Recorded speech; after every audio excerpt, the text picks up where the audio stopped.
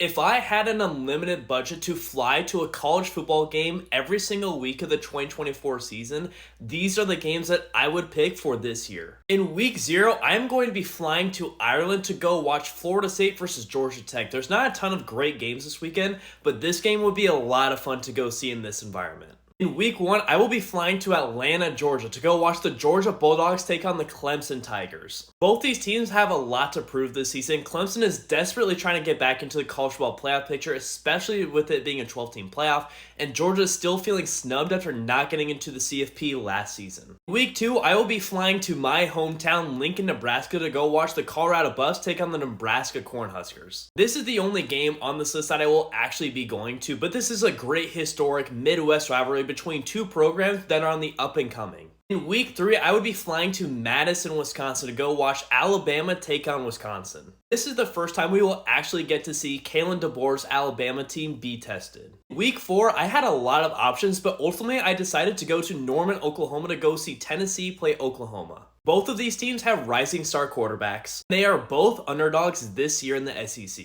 I think it's going to be a great clash. Week 5, though, this may be my most anticipated game the entire regular season. Georgia is playing at Alabama. We all know the stakes of this rivalry in recent years, but I can't wait to see the new element of it being Kalen DeBoer's Alabama team against Georgia. In week 6, we get out of the Southeast and we go to the Northwest to go see Michigan at Washington in a national championship rematch. I've never been to Husky Stadium. I would love to go, and especially to see these two teams facing off for the first time since the CFP final last year. Week 7 is going to be crazy when Ohio State takes on Oregon. These are the two big dogs of the Big Ten this year, and I can't wait to see them play as in-conference opponents for the first time. In week 8, we're going to go to Austin to see Georgia play Texas. Just like the previous matchup, we could see two teams that could easily win the national championship in this game. In week 9, we have our second ACC game when Florida State goes to Miami. This is one of my favorite ACC rivalries. It almost feels like a make or break year for Mario Cristobal. Obviously, Florida State coming off that 12-0 season. I could see either of these teams winning the ACC this season. Week 10, we're going to go to Penn State when they take on Ohio State.